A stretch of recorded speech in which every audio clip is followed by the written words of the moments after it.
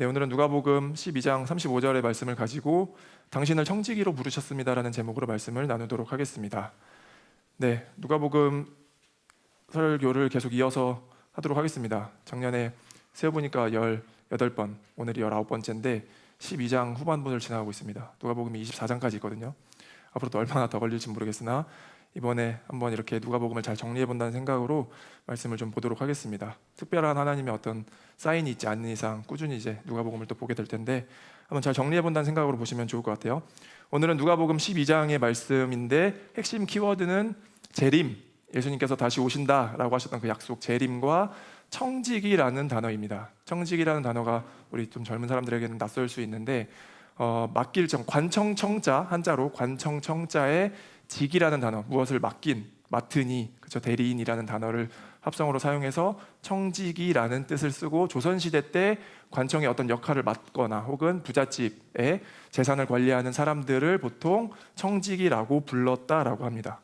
이 누가복음이 기록된 당시의 언어 헬라어로 보면은 원어로 오이코노모스라는 단어를 써요. 이 오이코노모스를 우리나라 말로 번역하는 과정에서 가장 적합한 게 뭐일까라고 생각하니 청지기라는 단어가 제일 적합하겠다라고 해서 번역을 한 거죠.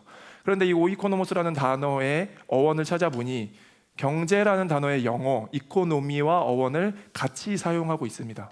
그 말은 뭐냐면 이 청지기라는 것에는 분명하게 경제적인 의미도 포함되어 있다는 것을 우리가 한번 알고 볼 수 있을 것 같아요. 오늘 설교가 마치는 이 시점에는 여러분들 머릿속에 청지기가 무엇인지에 대한 선명한 이해와 또 하나님께 부르심을 입은 우리가 어떻게 사는 것이 좋겠구나라고 하는 것을 더욱더 깨닫고 이해하는 시간이 되길 소망합니다.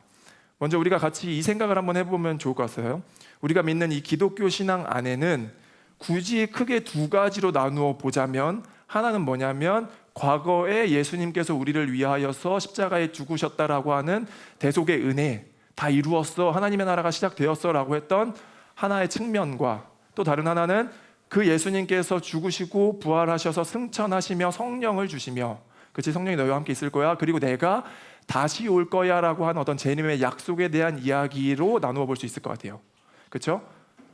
두 가지를 굳이 나눠본 거예요. 과거 대속에 대한 과거의 이야기와 미래의 약속에 대한 이야기, 이 두 가지를 동시에 잘 믿고 있는 것이 건강한 신앙인 거죠.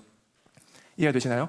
한 가지만 믿고 한 가지를 좀 이렇게 등한시한다면 그것도 좋지 않은 건 거예요. 예를 들어서 과거의 대속의 이야기, 하나님께서 우리를 위하여서 예수님께서 십자가의 달로 돌아가셨어라는 것은 잘 믿지만 오실까? 언제 오시지? 되게 선명하지 않은 오실 것의 재림에 대한 믿음을 소유하고 있다면 그것도 건강하지 않고, 빨리 이 세상에 종말이 왔으면 좋겠어, 끝났으면 좋겠어 라고는 하지만 그 근거가 없이 그냥 끝났으면 좋겠어 라고만 외치는 것도 건강하지 않은 것처럼 이 기독교 신앙 안에, 믿음 안에는 이 두 가지를 완벽하게 건강하게 붙잡고 밸런스를 맞추는 것이 중요하다라는 거예요. 과거 대속의 은혜와 예수님께서 다시 오실 은혜, 다시 오실 믿음, 재림에 대한 이야기를 붙잡는 것이 중요하다는 겁니다. 근데 우리가 생각해 보고 싶은 점은 이 지점이죠. 뭐냐면 이 두 내용을 처음 들어보신 분은 없으실 거예요. 그렇지 않습니까? 다시 오신다라고 하는 그 약속의 내용도 얼핏 들어는 봤을 텐데 우리가 신앙생활을 하다 보니 제가 너무 일반화된 생각을 하는 건 아닌지 모르겠으나 과거에 대한 이야기는 우리에게 조금 더 선명한데, 그렇죠? 2000년 전에 예수님께서 오셔서 우리를 위하여서 죽으셨대, 그게 복음이래, 다 이루었대, 하나님의 나라가 시작됐대, 우리는 그걸 믿으면 구원받는데 라는 것은 조금 더 잘 알고 잘 많이 들어왔던 것 같은데 오히려 반대로 예수님께서 오신대, 다시 오시기로 약속했어라고 하는 그 재림에 대한 이미지와 그 내용은 조금 우리가 모르고 있는 건 아닌가, 까먹고 지내는 건 아닌가, 조금 뒷전으로 밀려 있는 것은 아닌가라는 생각을 해보게 됐다라는 거예요. 여러분들은 어떠신지 모르겠습니다. 이 두 가지를 잘 믿고 있는지, 아니면 저처럼 혹은 누구처럼 이 다시 오실 약속에 대한 것은 조금 흐려져 있는 것은 아닌지 한번 고민해보는 시간이 되었으면 좋겠어요. 근데 그럼 왜 그랬을까를 한번 좀 나름 논리적으로 고민을 해보니까 먼저는 교회에서 잘 가르치지 않은 것에 대한 문제가 있겠죠. 그렇죠? 교회에서 그런 재림에 대한 이야기를 많이 하지 않아서일 수도 있겠는데 그걸 또 이성적으로 분석해보니 아마도 과거 2000년 전에 우리를 위하여서 죽으셨다라는 그 구원의 이야기는 조금 더 선명한 거예요. 성경에 이미 잘 기록이 되어 있고 우린 그걸 믿으면 되고 우리가 찾아볼 수도 있고 많이 들어왔던 이야기이기 때문에 이게 어떤 것인지라는 것에 대한 이해가 안 되는 게 아니라 그냥 늘 우리가 익숙하게 들어올 수 있고 잘 이해가 되기 때문에. 근데 반면에 미래에 오실 그 예수님에 대한 이야기는 조금 너무 추상적인 것 같다는 느낌이 드는 거죠. 언제 어떻게 오신다라는 말이 있긴 하지만 그것을 어떻게 해석해야 되지라는 어떤 어려움이 있고, 요한계시록을 보다 하더라도 그게 도대체 어떤 의미예요? 어떻게 온다는 거예요? 라는 것들이 우리로 하여금 무의식 속에 뒷전으로 미루게 되는, 그렇죠? 그런 것을 약속이 있다는 건 알지만 도대체 어떻게 믿는 건데, 어떤 건데라고 하는 미루게 되는 현상들이 나타날 수 있겠다라는 거예요. 이 종말론이라고 하면은, 종말론의 정의가 뭐냐면 시간의 마지막 때에 일어날 현상들에 대한 교회의 가르침을 종말론이라고 합니다. 우리가 종말론 듣지만 그게 뭐지라고 했을 때, 종말론이라고 하면 뭐냐면 시간의 마지막 때에 나타날 현상들에 대한 교회의 가르침을 종말론이라고 하는 거예요. 그러면 그게 역사가 어디서부터 시작되냐? 예수님이 죽으신 그때부터 종말론에 대한 역사는 시작됐었겠죠. 왜냐하면 예수님이 다시 오시는 시간이 계속 흘러가고 있기 때문에. 우리가 전체를 다 보기에는 시간이 부족하니까 크게만 좀 보자면, 예수님과 함께 살았던 그때 당시 2000년 전에는 예수님을 따르던 제자들, 무리들, 사도들은 실제 어떻게 믿었냐면 예수님이 금방 곧 오실 거야 라고 믿었습니다. 언제냐면 내가 죽기 직전에, 그러니까 예수님이 부활하셔서 승천하시며 다시 올 거야 라고 해서는 그 약속의 시기를 언제쯤으로 생각했냐면 내가 죽기 전에는 예수님이 오시겠지라고 믿었다라고요. 예를 들면 이런 거죠. 아버지가 출장을 가요. 출장 갈 때 야 나 금방 올 거야, 곧 올 거야, 뭐 오래 안 걸릴 거야 라고 했을 때 우리가 생각했을 때 그냥 어느 정도 걸리겠다라고 하는 통념이 있잖아요. 적어도 뭐 한 달 이상은 안 걸리겠지, 이번 주에 오겠지, 다음 주에 오겠지, 이런 것처럼 우리가 무의식 속에 생각할 수 있는 통념이 있는데, 그때 당시에도 믿었던 신자들, 제자들, 사도들이 예수님께서 다시 오실 거야라고 약속을 주실 때는 내가 죽기 전에는 오시겠지라는 믿음으로 살았다라는 거예요. 그러다 보니까 그때 당시 어떤 환난들, 어려움들, 고통들, 고난들이 있어도 이겨낼 수 있었던 힘과 이유는 뭐예요? 예수님이 다시 오실 것이라는 약속을 주셨기 때문에, 그때는 이 모든 환난으로부터 우리를 구원하여서 완벽한 완성된 하나님의 나라를 누릴 수 있을 것이기 때문에 지금 우리가 핍박받고 고난받는 것은 견뎌낼 수 있어라는 어떤 이성적인 논리적인 이유도 있었을 수 있다라는 거예요. 그런데 시간이 점차 지나자 한 명씩 죽기 시작합니다. 사도들이 직접 그때 같이 시간을 공유했던 사도들이 한 명 죽고 마지막 요한까지도 죽는 시점이 벌어지자 모든 신자들 가운데 퀘스천이 나타나는 거죠. 의문이 드는 거예요. 언제 오신다는 거지? 분명히 내가 죽기 전에 오실 거라고 믿었는데 예수님이 오시지 않자 언제 오지라는 어떤 시기에 대한 두려움도 있었을 것이고, 그 다음에 존재의 두려움으로 확장되는 거죠. 예수님이 오시는 건 맞아? 정말 그 예수님은 신이 맞았나? 메시아가 맞나? 다시 오신다는 그 약속은 믿을만한가라는 어떤 존재에 대한 두려움으로도 퍼질 수 있었다라는 거예요.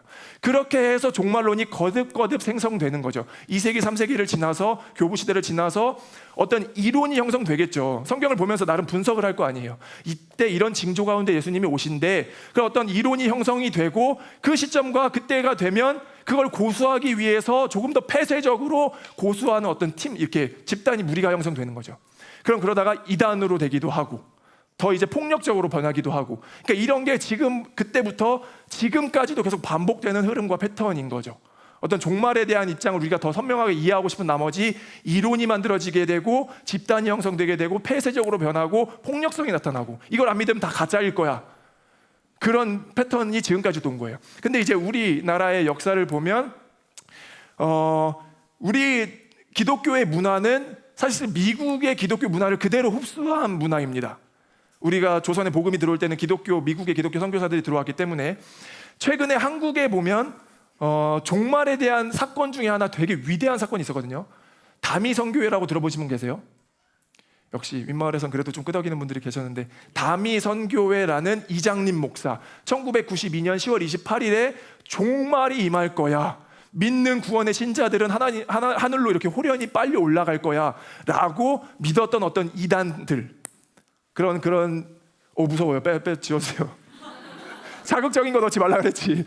적당한 거 넣어주려고 했잖아요. 근데 무슨 일이 있었냐면, 우리 기독교 역사가 미국의 역사를 그대로 흡수하다 보니까 19세기 중엽 넘어갈 때 세대주의 종말론이라는 게 미국에서 형성이 돼요. 세대주의는 뭐냐면, 이 성경을 분석해 보니 7세대에 거쳐서 구원의 역사와 통치의 방식이 달라졌다라고 믿는 거예요. 처음에 창조가 있고 아담이 있고 아브라함이 있고 모세를 부르고 예수 시대, 교회 시대, 마지막 이제 완성될 시대를 나누다 보니까 세대가 거듭될수록 통치의 방식과 구원의 방식이 달라질 거야 라고 하는 세대주의의 종말론이 미국을 확 이렇게 때렸는데, 그게 역사가 한국으로 거슬러 오면서 이 이장림 목사라는 분이 그것에 완전히 심취된 거죠. 그 종말론에 건강하지 못한.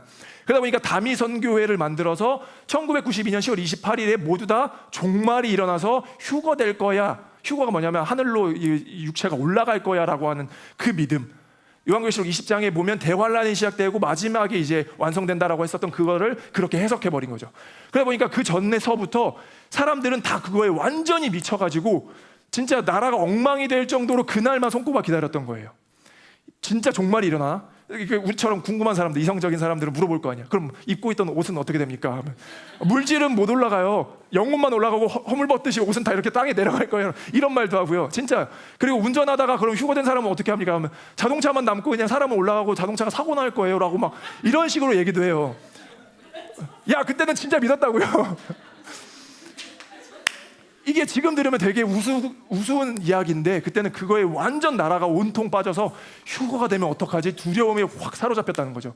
그러다가 사회적 문제가 계속 나타나니까 우리 아들이 거기에 너무 빠져가지고 일상적인 생활을 할 수 못하니까 신고를 계속하죠. 그러면은 이장림 목사를 구속해야 되는데, 이 구속의 사기죄가 성립되려면 기망의 의도가 있어야 되거든요. 남을 속이려고 했었던 의도가 성립이 돼야 사기죄가 형성이 돼요. 왜냐하면 자기도 그렇게 믿었으면 이건 사기가 아니야. 난 그냥 내가 믿는 걸 전한 거야. 그럼 사기죄가 성립이 안 되는데 기망의 의도가 있어야 되는데, 그걸 어떻게 적발하냐? 이장림 목사가 사려고 했었던 집을 보니 중도금을 내야 되는 날짜가 92년보다 더 뒤에였던 거예요. 종말이 일어나는데 자기는 집 살려고 중도금을 그때 납입하겠다라고 계약을 해놨던 거야. 검찰이 그걸 보고 이 사람은 사기의 의도가 있네, 기망의 의도가 있네라고 해서 결국에는 구속이 됩니다. 그게 92년 10월 28일 전이에요.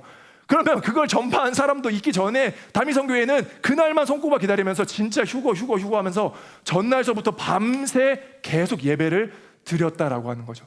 더 웃긴 건 뭐냐면 이 이장림 목사는 10월 28일 자정이 되기도 전에 한참 깜빵에서 그냥 잠들어 있었다라고 해요.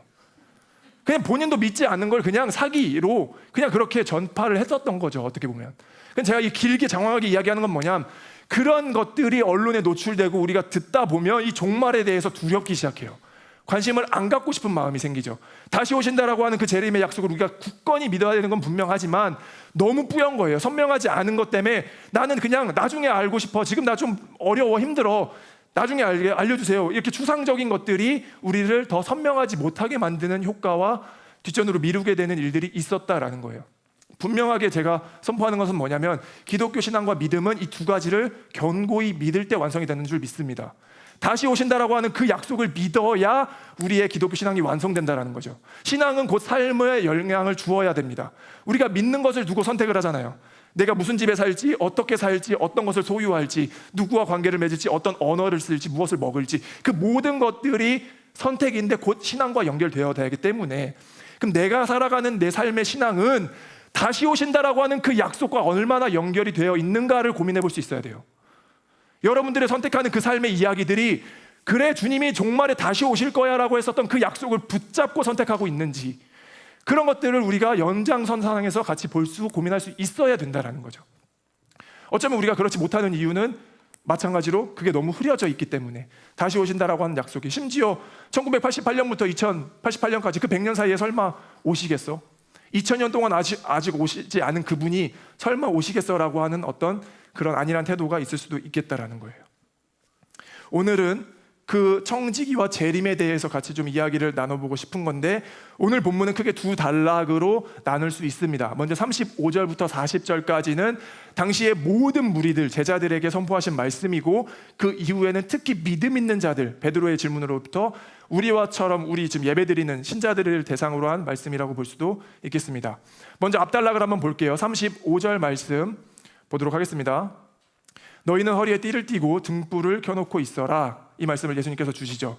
여기에 허리에 띠를 띈다라고 하는 것은 그때 당시의 옷의 문화를 알면 알 수 있는데, 겉옷이라고 하는 것이 우리나라로 치면 굳이 비교하자면 코트처럼 이렇게 길고 두껍고 활동하기에 편하지 않은 옷을 이야기합니다. 겉옷은. 그러면 그 옷을 입고 활동하기에는 부적합하다 보니까 주인이 부를 때 언제라도 튀어갈 수 있게끔 늘 띠를 딱 이렇게 붙잡고 있어야 된다라는 의미인 거죠. 마치 태권도 선수, 유도 선수가 대회 나갈 때 띠를 딱 붙잡고 이렇게 치렁치렁 나가지 않는 것처럼, 붙잡히지 않으려고 딱 이렇게 잡아 놓는 것처럼 딱 준비되어 있어라. 주님께서 언제 오실지 모르기 때문에 옷을 잘 채비하고 있어라라는 어떤 의미이고, 예수님께서 지금 혼인잔치에, 주인이 혼인잔치에 가신 거죠. 당시 혼인잔치의 문화는 밤에 시작합니다. 그리고 하루가 걸릴지 이틀이 걸릴지 얼마나 걸릴지가 몰라요. 혼인잔치가 끝나야 끝나는 거기 때문에 언제 끝날지를 전혀 모르는 당시의 혼인 문화였어서, 이 지금 말씀이 증거하는 바는 그 주인이 혼인잔치에 갔을 때 언제 올지 모르기 때문에 늘 띠를 두르고 있고 등불을 켜놓고 준비되어 있는 자세로 있어야 된다. 준비와 동시에 언제 올지 모른다라는 시기를 강조하고 있는 것처럼 보이기도 하는 거죠. 그리고 42절 같이 한번 읽어볼까요? 42절은 같이 읽겠습니다. 시작.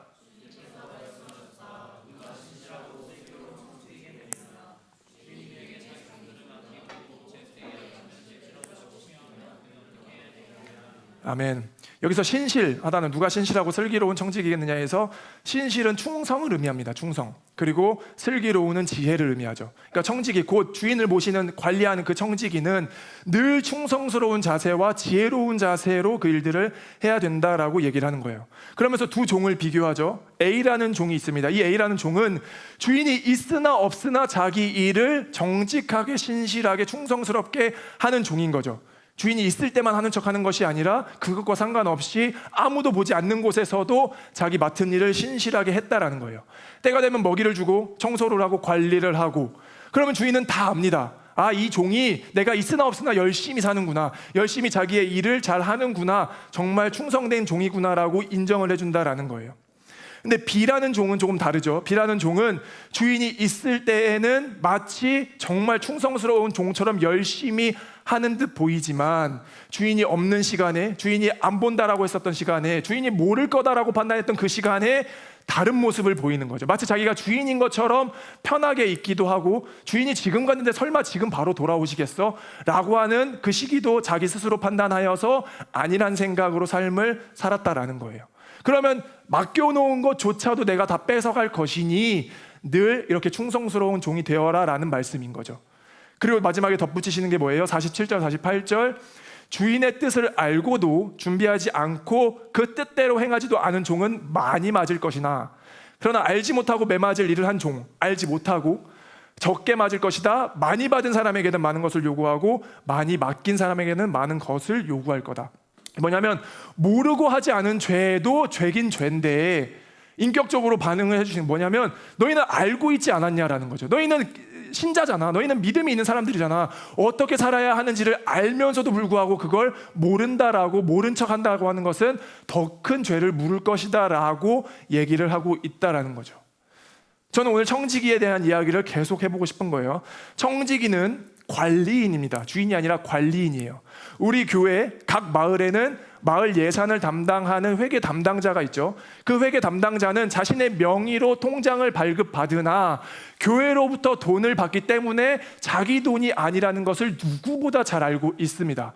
그래서 돈을 많이 받아서 기쁘지도 않고 적게 받고 줄어도 슬프지도 않은 거죠. 왜요? 자기 돈이 아닌 것을 알기 때문에. 그 맡은 회계 담당자는 그냥 목사님이 시키거나 우리 대표단에서, 우리 교회에서 시키는 일만 잘하면 되는 것이 그의 충성스러운 임무라고요. 기쁘지도 슬프지도 않은데, 극단적인 비유일 수 있겠으나 우리가 청지기라면 우리의 삶에 구성된 모든 것들이 기쁘지도 슬프지도 않을 수도 있겠다라는 생각도 드는 거죠. 어려울 수 있으나. 왜냐하면 우리에게 소유된 모든 것들은 그냥 맡은 청지기로서 관리인 거예요. 그럼 재산이 늘어나는 것은 오히려 더 피곤할 수도 있겠는 거죠. 왜요? 야, 내년에 대표단 좀 해보자, 회계 좀 맡아줘라고 했을 때 저 귀찮아서 못하겠어요 라고 하는 것처럼, 그냥 내게 아니다라는 것을 확 인정하면, 그냥 관리만 할 거야, 내 거 아니야 라는 것이 인정이 된다면, 내 삶에 소유되어진 모든 것들을 그런 태도와 그런 마음으로도 볼 수 있겠는 거죠. 어쩌면 내 재산이 많아진다고 하는 것은 귀찮을 수도 있겠는 거예요. 청지기는 관리자이기 때문에. 문제는 뭐예요?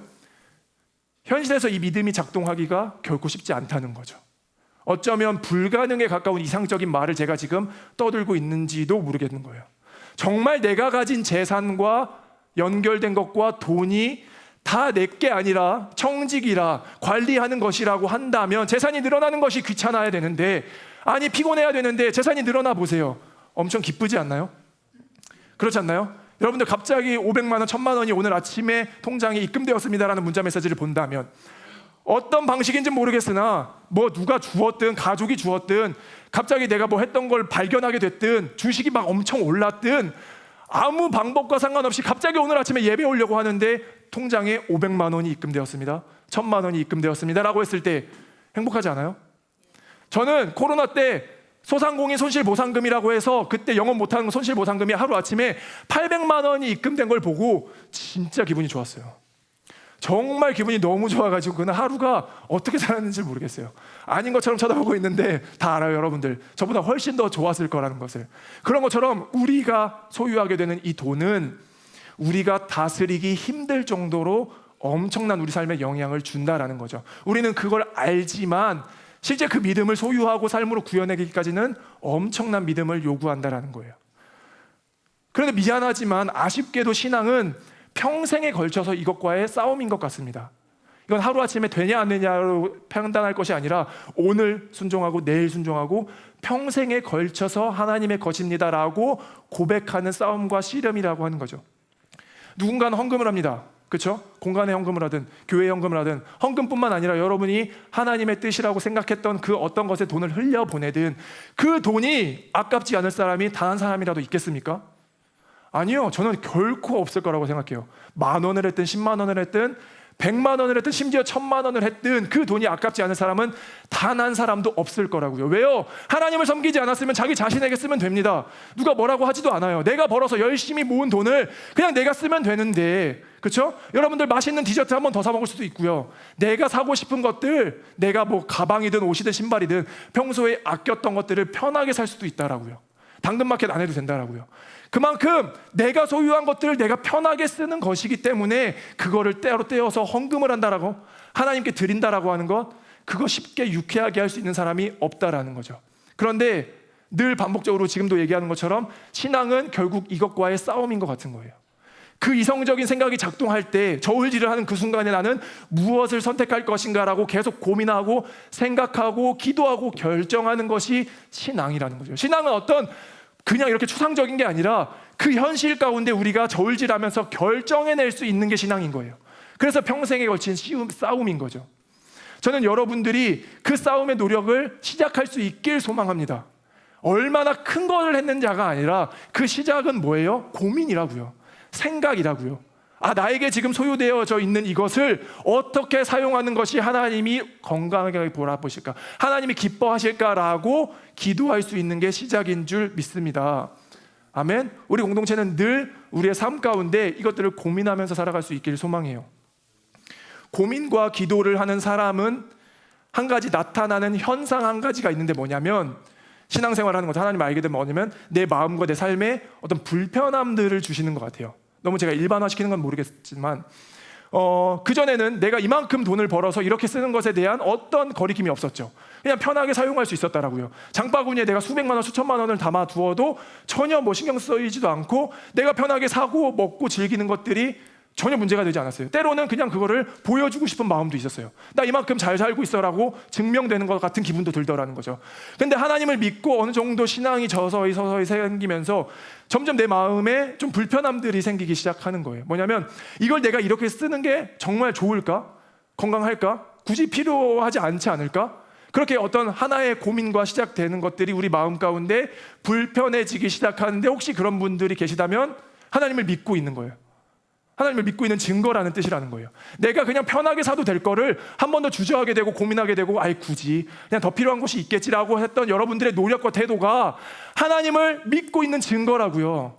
하나님을 따르고 싶은 여러분들의 열정과 마음이라고요.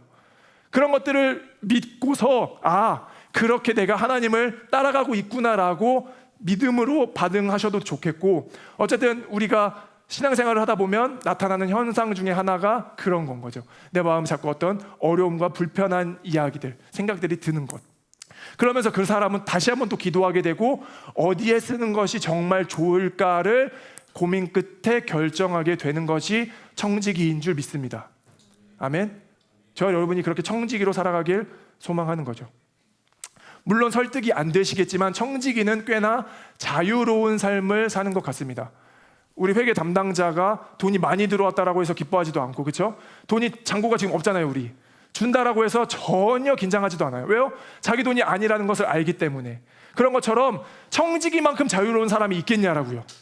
그렇죠? 내가 가진 소유가 내 것이 아니라 하나님이 책임을 지신다면, 우리를 경영하시는 분이 책임을 지신다면 우리는 여전히 어렵겠으나 바라볼 수 있는 거죠. 자유로운 삶을 살 수 있겠구나.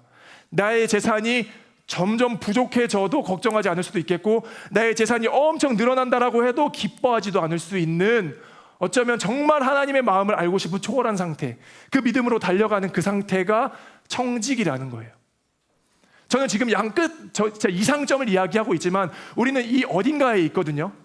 노력하고 가는 이 어딘가에 있는데 끝을 바라보고 제가 이야기하는 것이 아니라 이 고민과 과정과 생각을 같이 시작하자라고 이야기하는 거예요. 청지기는 그런 사람인 줄 믿습니다. 하나님이 우리의 삶을 경영하시고 우리는 맡은 자이기 때문에 자유로운 삶을 살 수 있길 축복합니다. 아멘. 얼마나 많이 하는 것이 중요한 게 아니라 그것의 시작은 기도와 고민이라는 거죠. 생각이라는 거죠. 저는 제가 개인적으로 믿는 건 그 고민과 기도가 시간이 가면 갈수록 크기도 커진다라고 믿는 사람인데, 그 크기를 제가 말씀드리는 게 아니라 고민을 같이 시작하는, 기도를 같이 시작하는, 정말 나에게 주신 것이 하나님의 것이다 라는 믿음으로 생각해 볼 수 있기를 소망해요. 청지기는, 지혜로운 청지기는 그 옆 사람이, 그 옆 영혼이, 옆 사람이, 친구가 관리하고 있는 양을 신경 쓰지 않습니다. 내가 얼마를 청지기로 관리하고 있는지, 저 사람은 얼마나 큰 양을 관리하고 있는지 그 양에 대해서 생각하지 않는다라는 거예요. 마치 달란트의 비유와 같은 거죠. 달란트의 비유에 보면 한 사람에게 1달란트, 2달란트, 5달란트를 주세요. 그러면 1달란트 입장에서는 5달란트 받은 사람에게 뭐 어떤 마음을 느낄 수 있겠죠. 불평을 가질 수도 있겠죠. 왜 나는 1밖에 안 주시냐는 거예요. 그런데 그 달란트 비유의 핵심은 뭐예요? 우리가 받은 그 달란트의 양을 계수할 수가 없다는 거예요. 누가 5 받았는지 누가 2 받았는지를 알 수 없다라는 거예요. 그러면 비교할 수 있는 상대주의를 완전히 부셔버리는 거죠. 기준을 다 없애버리는 거예요. 그럼 인간은 꾀를 부리기 시작하면, 아, 나는 몰랐으니까 그럼 적당히 하면서 하나님 저 몰랐어요, 1 받은 5 받은지 몰랐어요 라고 말하면 되지 라고 말할 수 있겠으나, 진짜 그게 괜찮은지는 모르겠어요. 네. 진짜 건강한 건 뭐예요? 저 사람이 5 받은 거를 내가 따라하지 않고, 경쟁하지 않고, 이기려 하지 않고, 내가 받은 것이 얼마인지를 정직하게 고민하여서 그만큼을 남기려는 태도가 중요한 거라고요. 아, 저 사람 찬양인도도 안 해, 저 사람 뭐도 안 해, 저 사람 저것도 안 해, 찬양팀도 안 해, 방송팀도 안 해, 나도 그만큼 해야 되는데가 아니라, 거룩한 어떤 그 마음을 가지는 건 좋아요. 같이 섬기고 싶은 마음은 좋으나 그걸 꼭 뛰어넘어야겠다, 이겨야겠다, 경쟁해야겠다라는 것은 틀리다라고요. 달란트 비유의 핵심은 우리가 받은 달란트를 계수할 수 없으니 비교할 것이 아니라 내가 얼마나 받았는지를 정직하게 남기기 위한 나의 개인의 태도를 말하는 거라는 거죠. 청지기도 마찬가지인 줄 믿습니다. 내가 얼마나 관리하고 저 사람은 저만큼이나 관리하고 있네를 비교하는 게 아니라 그냥 나에게 맡기신 것을 잘 맡기는 것을 하나님 지혜롭게 사용하면 되는 거죠. 청지기로 사는 자유함이 있길 축복합니다. 아멘.